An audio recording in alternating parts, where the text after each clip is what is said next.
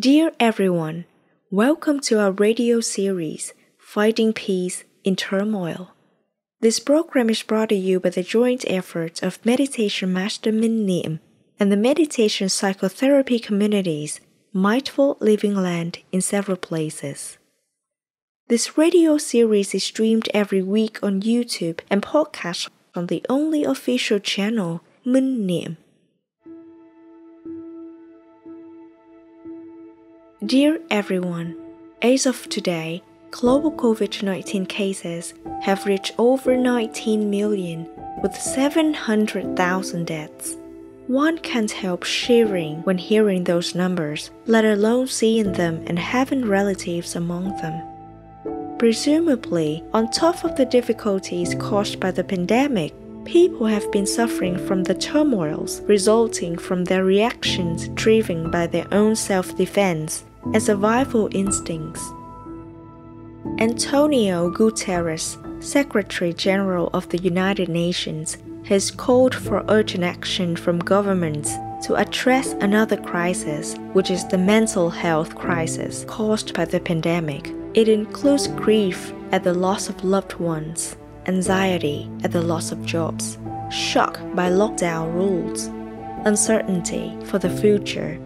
He emphasized that the most vulnerable people are healthcare workers on the front line, the elderly and those who have had psychological health issues. Reflecting on that, we find being still alive and living well is a tremendous blessing that we ourselves can hardly obtain without favorable conditions provided to us by the universe. Through that, we can see that no matter how talented and powerful we are, we still must submit to the universal principles of cause, effect, and condition. Once these conditions have passed, no matter how hard we try, we cannot keep ourselves safe from the unpredictable danger of the epidemic. Radio episode number 9, titled Heaven Has Guarded Us for Today, would like to use a poetic verse from the story of Kiều by the great poet Nguyễn, which is very familiar to most Vietnamese people. We hope it will give you another chance to reflect on precious existing conditions so that we can enjoy, appreciate, and preserve them. By doing that, you can gradually let go of unnecessary demands and desires in order to see a life full of wonderful values. Up next, let us invite you to listen to the Dharma Talk by Master Minh Niem titled Heaven Has Guarded Us for Today.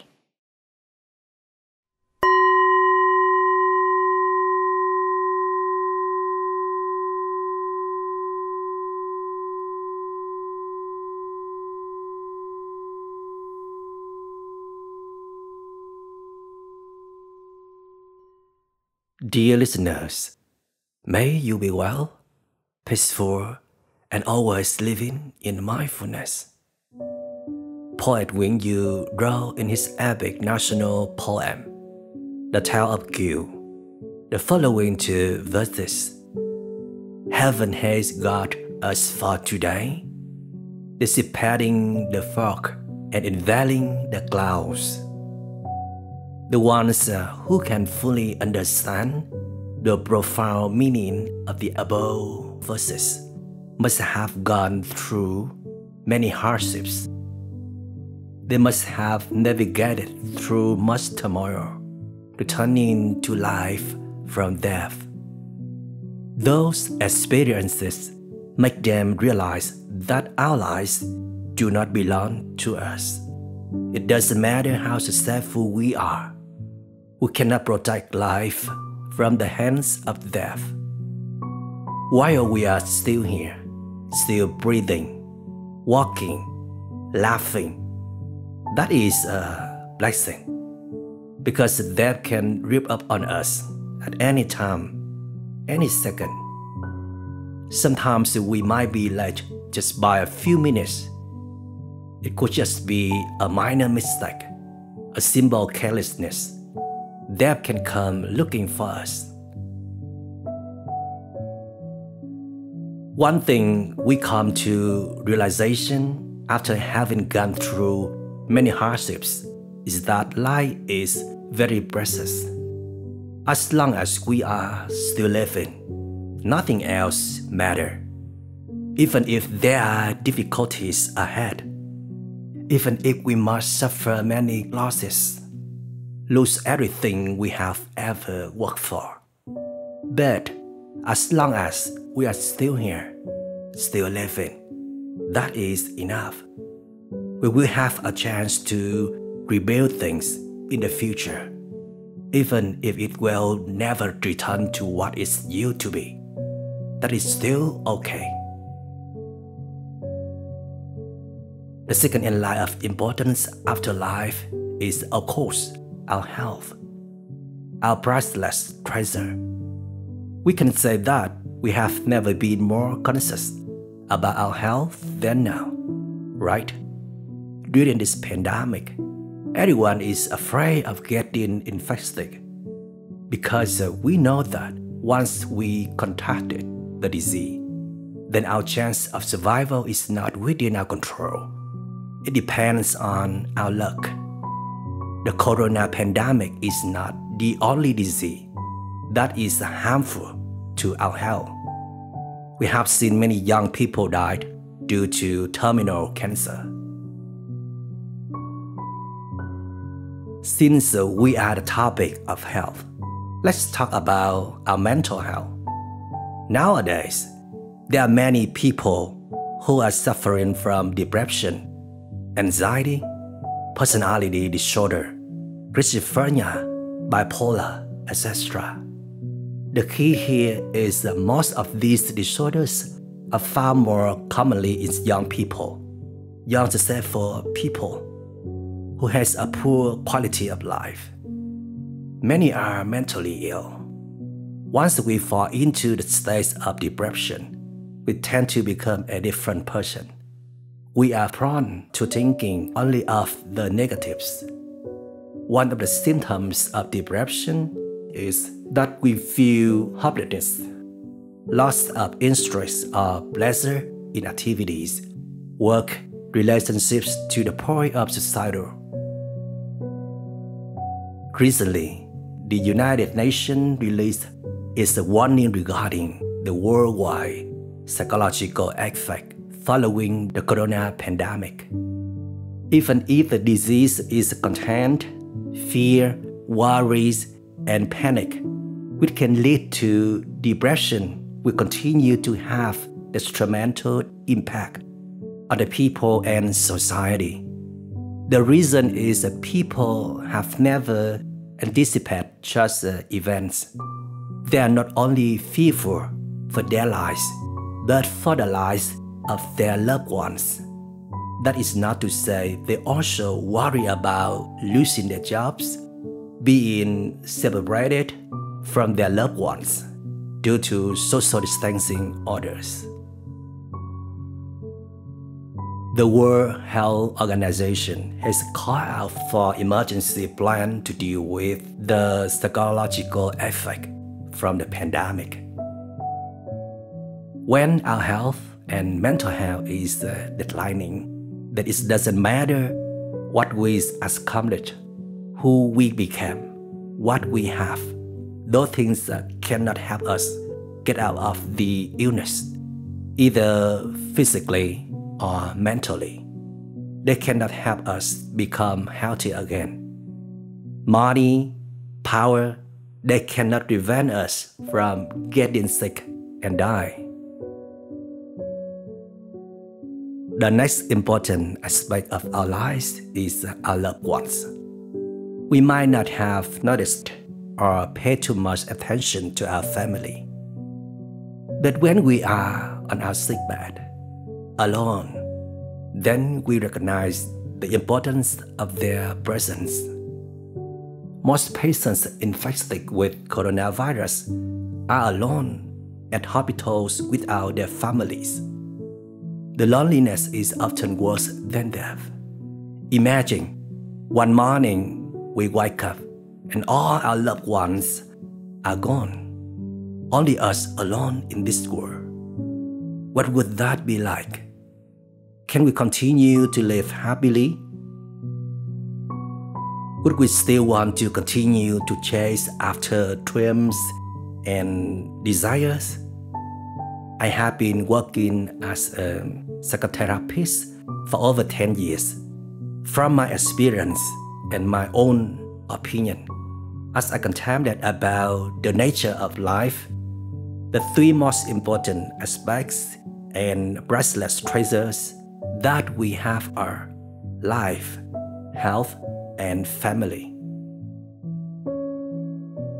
I have often mentioned about the importance of mental health.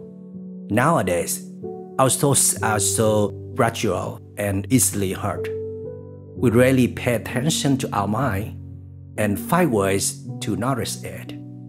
The mind is the most crucial component that determines our happiness or sufferings, right? We don't have to achieve things to be happy. Sometimes the best way to achieve happiness is to let go of that thought. Let go of our wants and desires so that we can slowly release the stress and become happy. Only then we can have enough energy to recognize and appreciate the conditions of our happiness already existing around us without having to grasp on to other things. Currently, the pandemic is still creating devastation across the globe. Many countries are still on shutdown. Social distancing orders are still in effect. Cases of infection still rise to hundreds of thousands daily. Thousands of people still die due to COVID-19 daily. If we ask everyone what they wish for at this time, I'm sure the answer would be to have peace, health, and return to normal living. And if we ask the frontline workers what they wish for, they would tell us that they want to return home, have dinner with their families, have a good sleep, take walks, breathe fresh air. That is enough to give them happiness. Many Vietnamese listeners wrote to us and request more radio episodes on how to cope with the aftermath of the pandemic. I promise I will touch on those topics, and they are still work progress, but not yet now. Because first, there are still many Vietnamese communities living abroad, especially in the United States, who are still in the heat of the pandemic. That is not to say our radio series are supporting not only the Vietnamese speakers, but for English speakers worldwide as well. Second, don't be quick to say the pandemic is behind us. A second wave could be approaching us at any time. That is why I wish for my listeners to remember what they are experiencing. Look deeply at what is going on currently to find a direction for the future. Find a purpose in their being. We must prepare a strong mentality with the right attitude to march into the era of the post-pandemic so that we will not panic. We will not repeat our old meaningless lifestyles full of miseries. Many entrepreneurs also ask me which direction they should go for their future. Efforts in the financial field suggested we prepare for a home-based economy. It could transform into the era of art and handmade products. We could be returning to the most primitive periods of amateurs, where resources are limited, and we must get used to living with only the essentials. From a perspective of a meditation teacher who emphasizes on teaching self-survival skill, I believe within the next 1 to 2 years, it will be difficult for us to thrive in the material world. which could give us a perfect opportunity to develop our inner strength. This could be a chance for us to build up our inner power, sharpen our survival skills, do more good deeds, and most importantly, establish wisdom to look at the true essence of life so that we will move in the right direction with the right attitude. I know many do not agree with me, especially the young generations. But remember, there is a reason for the pandemic. Among the many causes that lead to natural disasters, such as the Amazon forest fire or the most recent wildfire in Australia, include our destructive way of living. We overly exploited the natural resources to satisfy our endless needs. We forgot about the interconnection between living and nature, the law of cause and effect, the principles of the universe. Therefore, in the upcoming years, we must change direction to hope for a more peaceful and fulfilled life. We should not continue to accumulate materialistic things, but rather we should take care of the universe. Let us not forget that the coronavirus is still threatening people's lives all over the world. Many countries are still fighting the pandemic, continuing with in-home isolation. Many borders remain shut down. Recently, the WHO announced that the coronavirus might not disappear, but rather it will remain dormant, just like HIV. If we follow the direction that is in harmony with the universe, then regardless of who may say otherwise, we will not be swayed. We stay firm and walk forward without fear. Breathe in. We know that we are still alive. Breathe out. We are thankful we are still living. Breathe in. We are aware that we are still healthy. Breathe out. We are aware that our mental mind is still stable.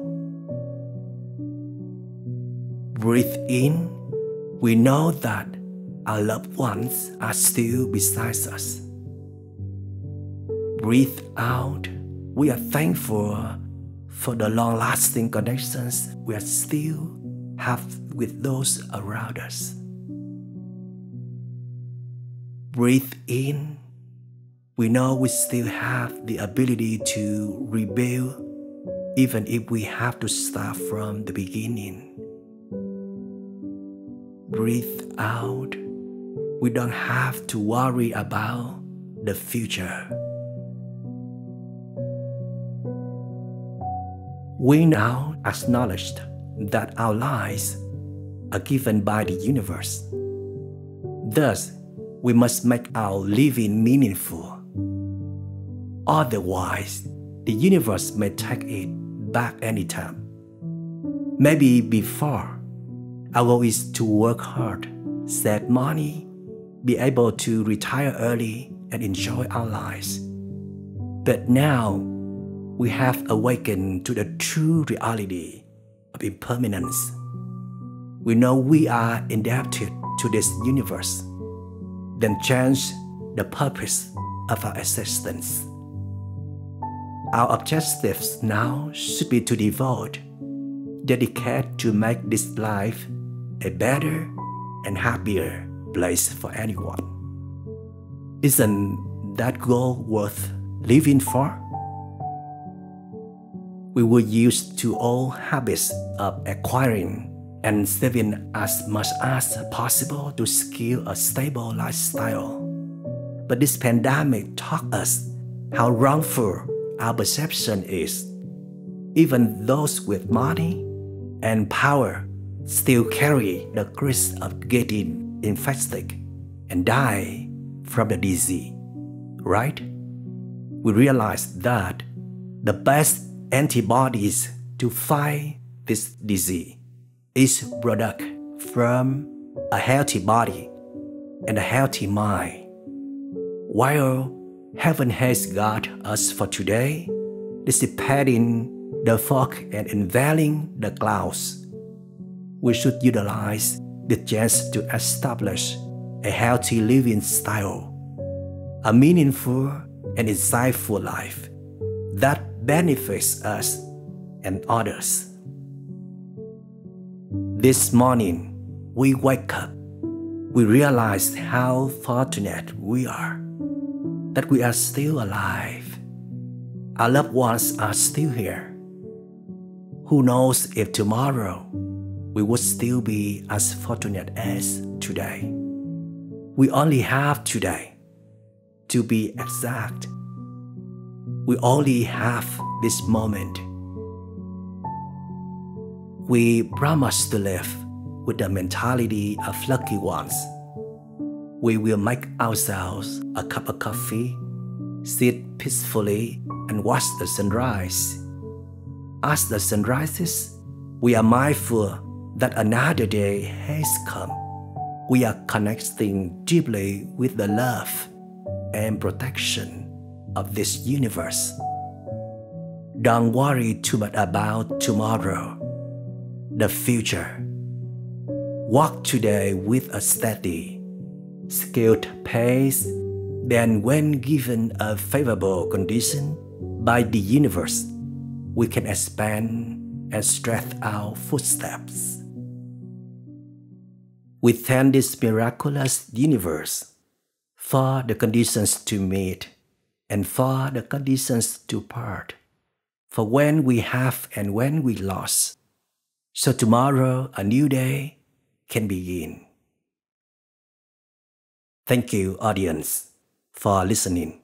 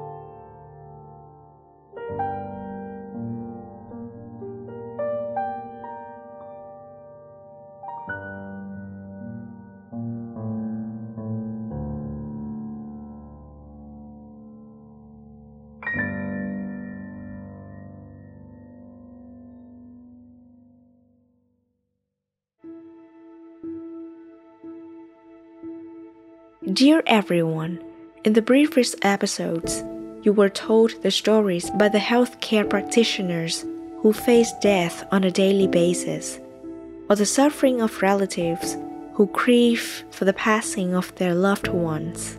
In this episode, let us introduce to you a story by Nurse Nguyễn Thị Mến. She is the only mechanically ventilated patient in the world to survive after the SARS pandemic in 2003. Though she was more fortunate than her colleagues, she found that her life after the pandemic not really easy. Up next, let us invite you to listen to a story of the nurse who survived from the SARS pandemic titled Being Paralyzed Was Not As Painful as Hearing a News Report, written by Phuong. It will be narrated by Bernard Richard Adams.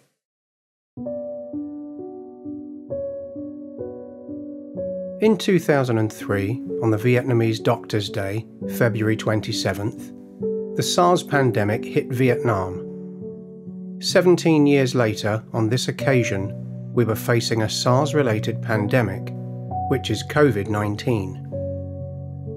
Though it was a coincidence, the appearance of COVID-19 brought back memories of 17 years ago to the doctors who used to fight between life and death in a fierce and strenuous battle against a pandemic.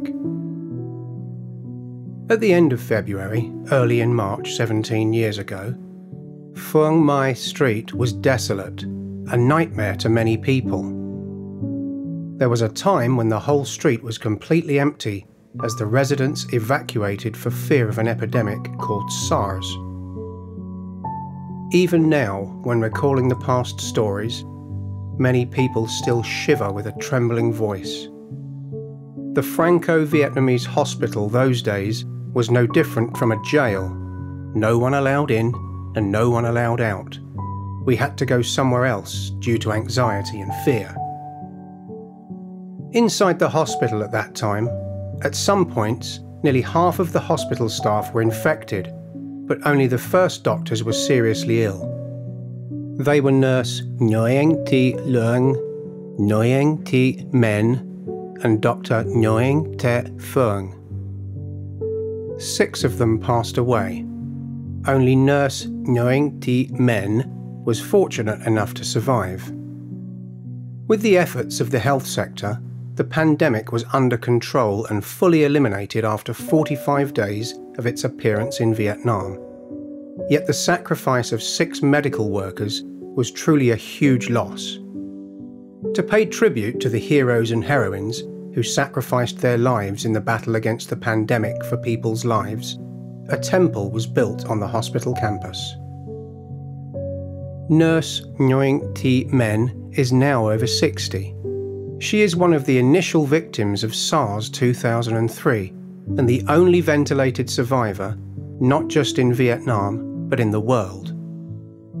17 years have passed, yet the nurse recalls every single detail of the whole journey, coping with the disease as if it had just happened the day before. On the first days of infection, she and her colleagues assumed it was just a normal influenza, which would go away after some days of treatment. But then it was getting worse after 2 weeks. It started with increasing fevers, splitting headaches, chills and persistent coughs. Sometimes, men's temperature reached up to 42 degrees, followed by chills. Sometimes I shivered convulsively with chills. I kept pressing the bell to ask for more blankets, yet the chills did not stop. I was then exhausted, unable to walk steadily, and required to eat via tubes. On March 8th, being delirious with fever, Men just vaguely recalls being presented flowers and then went into a coma and had to be intubated. After about a fortnight in a coma, she became half lucid. The first sound that came to her ears was the beep of the ventilating machine, a frightful sound to her even now. In a state of being half awake, she was able to identify her arms or legs, but unable to move them. She felt out of breath, stiff in her neck, as if someone was squeezing it, and aching in her whole body. Sometimes I was struggling with the pain throughout the night. I just wish I could die to be released. Seeing that, my colleagues kept encouraging me. I still recall a nurse holding my head and seemingly screaming to me, "Men, where's your head? Are you thinking of your children?" When Men regained consciousness, despite having lost some hair due to being long bedridden and her nose crooked, she was baffled by so many people coming to congratulate her. I was puzzled why I looked like that, but people congratulated me, telling me I was lucky. Not until a long time later did I understand that I was one of the most severely infected people to survive. Though the nurse was awake and confined to a wheelchair, what concerned her first and foremost were her colleagues. Men desired to visit Dr. Phuong and Nurse Luong. I kept asking after them, but everyone said they were all fine but in isolation. Days later, I just hung around the wardroom, then in the corridor. I was not allowed to watch TV, though there was one in my room.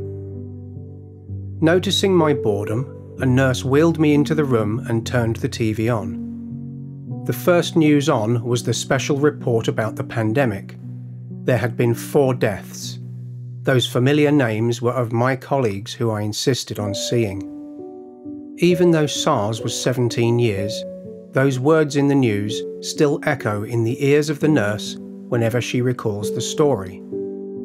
For me, the splitting headache or being half paralyzed was not as painful as hearing the news report on TV when I knew that my close colleagues had passed. The news about her colleagues' deaths left Men in severe depression. At that time, the hospital had to discharge her urgently. Though being back home, the woman who just escaped from the scythe of death was still obsessed by the shocking news on TV. At that time, I was seriously depressed, but when looking into my husband's red eyes and seeing my little child unable to attend school as her mum was infected by SARS, I was awoken. I thought I could not give up. I must fight for my family, for the passing colleagues. Since then, I have tried to keep myself together. Seeing Men become mentally stronger, her husband told her the stories that she would have never thought of even in her dreams. While she was still in hospital, her husband received many phone calls informing him that she had passed away. He then immediately called the hospital to get an update and was told that Men is in a critical condition. She hasn't passed yet, but be mentally prepared for the worst and get new clothes ready for her. Throughout the time Men was fighting against the virus, her husband had to deal with a mental battle, which was so severe that he couldn't sleep and had an eye hemorrhage, which made his eyes as red as 2 blood clots. When I woke up seeing my husband's red eyes, I felt extremely hurt. If only people had been more calm, my husband wouldn't have become that bad.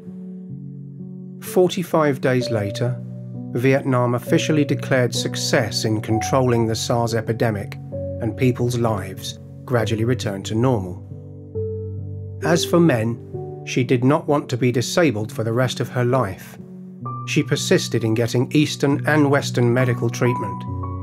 She was able to walk along a wall for support, and then on her own. When the hospital where she used to work was reopened, she returned to apply for a job there. At the start, she worked part-time, but she was then swept into it and has not stopped even though she is 7 years past the retirement age. At this age, when my children are grown up, I go to work, but not for an income. I feel committed to a place where my colleagues passed away, where my life was saved, and I will continue to work until my health stops me. From her own experience, in response to the current period of time when COVID-19 is still happening unpredictably, Men would like to send a message to her colleagues that when we have decided to put on a healthcare blouse, we have become soldiers on the life-saving front line. No matter how fatal the epidemic is, we keep moving forward even though we are aware of the danger, even when we have to sacrifice our lives. I see trees that are green, red roses too, and I see them bloom for me and for you, and I think to myself, what a wonderful world. I see skies that are blue and clouds of white, the bright blessed day and the dark sacred night, and I think to myself, what a wonderful world, and the colors of the rainbow, so pretty in the sky, are also on the faces of people passing by. I see friends shaking hands, saying, how do you do? But they're really saying that I love you. I hear babies cry, I watch them grow. They learn so much more than I'll ever know, and I think to myself, what a wonderful world, and I think to myself, what a wonderful world.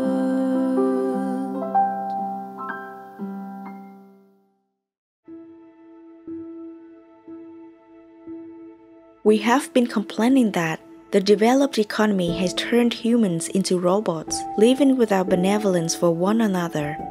We have also admitted that, despite living with such comfort and civilization that surpass previous generations, we do not have peace and happiness like they did. So why not gladly embrace this opportunity? Though it will be challenging to grow financially, but advantageous to grow in our spiritual life, we are quite well aware that only a rounded and peaceful soul can bring happiness and love to people. Up next, we invite you to listen to the excerpt, Being Alive is Having It All, taken from the book There's Nothing to Fear by Master Minh Niem, through the voice of my Kodao.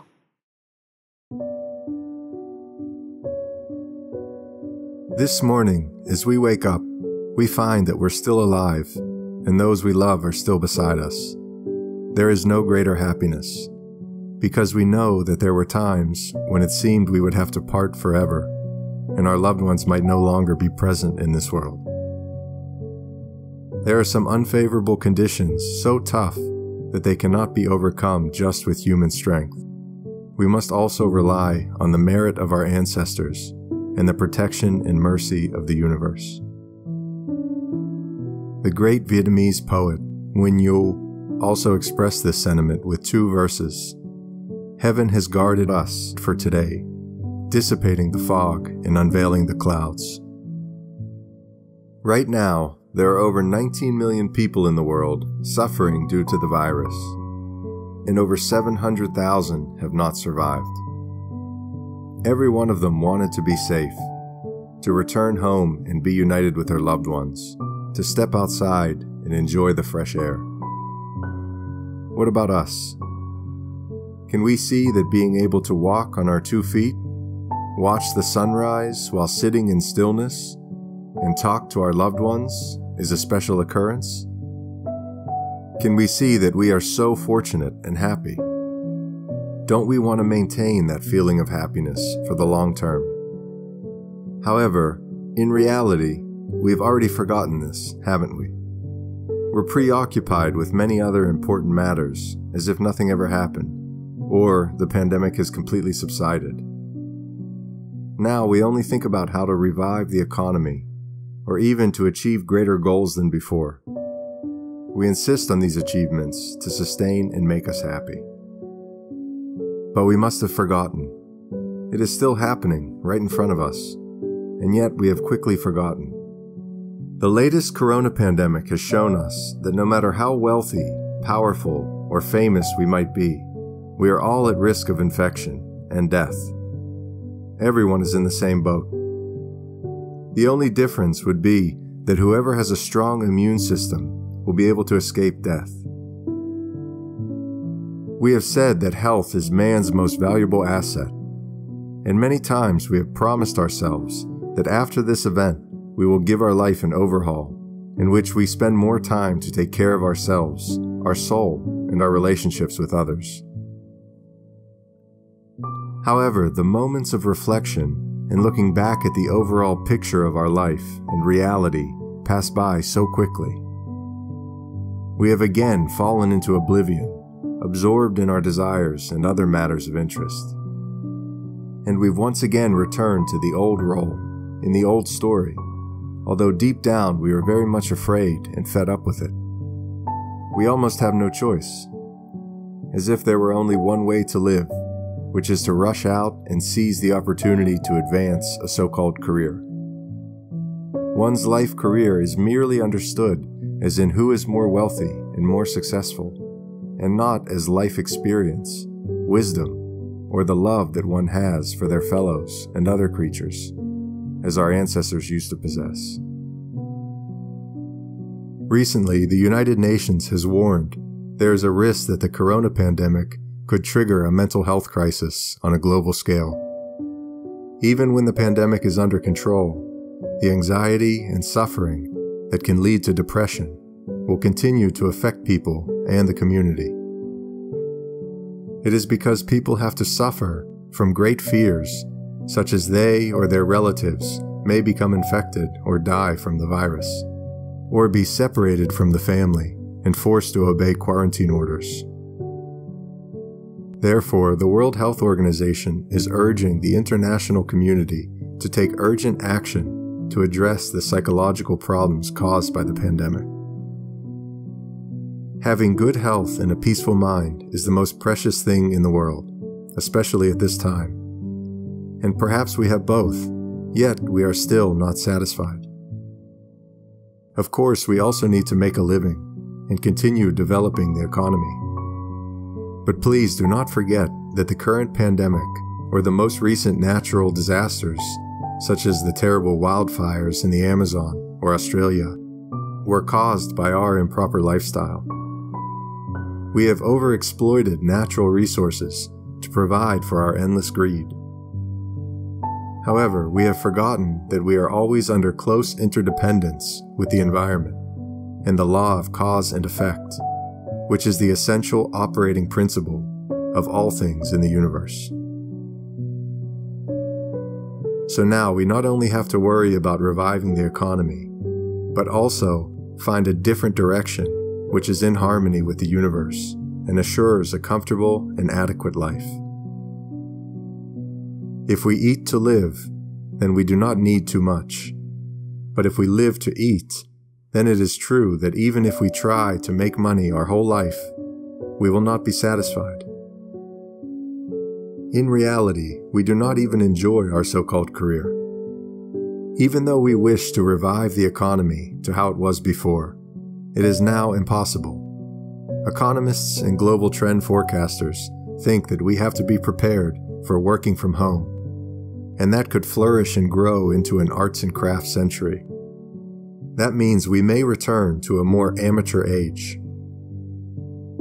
Therein, we have to restrain consumption and learn to be content with the most basic amenities.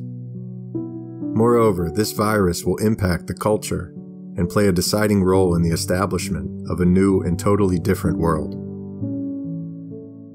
We've been complaining that the developed economy has turned humans into robots, living without benevolence for one another. We have also admitted that despite living with such comfort and civilization that surpassed previous generations, we do not have peace and happiness like they did.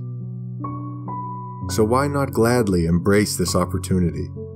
Though it will be challenging to grow financially, but advantageous to grow in our spiritual life. We are quite well aware that only a rounded and peaceful soul can bring happiness and love to people. Being alive is having it all does not imply that we can have anything we want, but that we can extract every element of happiness from what we already have.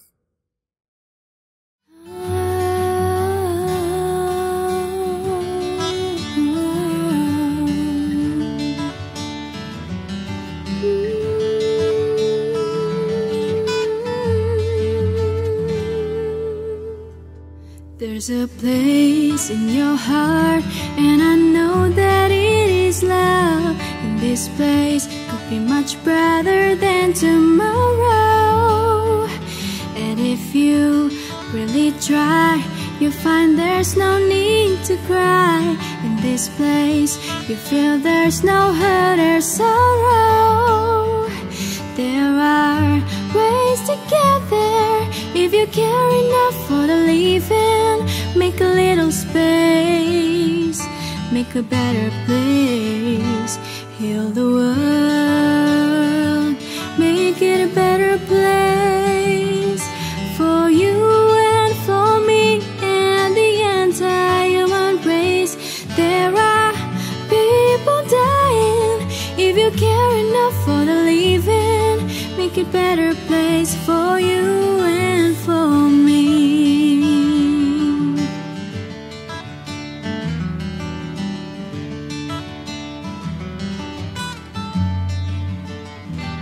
If you want to know why, there's a love that cannot lie. Love is strong, it only cares of joyful giving. If we try, we shall see. In this place we cannot feel fear or dread. Stop existing and start living. Then it feels that always love's enough for us growing. So make a better world, make a better place. Heal the world, make it a better place for you and for me and the anti-human race. There are people dying. If you care enough for the living, make a better place for you and for me.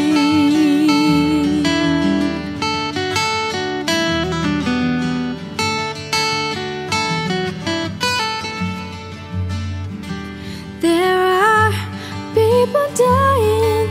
If you care enough for the living, make a little space, make a better place. Heal the world, make it a better place for you and for me and the anti-human race. There are people dying. If you care enough for the living, make a better place for you and for me. There are people dying. If you care enough for the living, make a better place for you and for me.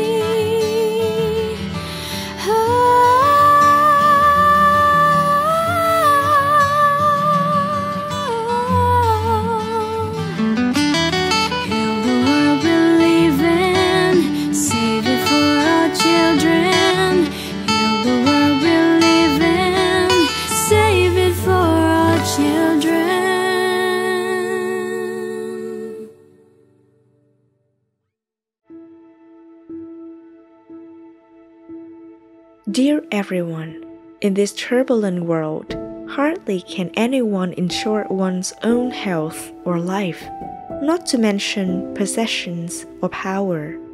If we have lost many things, but we have still maintained our life and stayed healthy, it would be a wonder. Being alive and well, we can create everything. meditation master Thích Nhất Hạnh used to say that because you are still alive, everything is possible. Health here includes both physical and mental wellness. If we mentally hurt, deteriorate, or malfunction, we will not be able to know what is beautiful or happy. In the book titled Understanding the Heart, Master Minh Niem reminds us, be in accordance with the circumstance. Don't force it to go your way. Guard your mind, not the situation. Peace in mind, peace in life. Keeping a healthy and peaceful mind is the ultimate importance. Radio episode number 9 is concluding here. Thank you for listening. We wish you would be blessed in every moment of life by the side of your loved ones.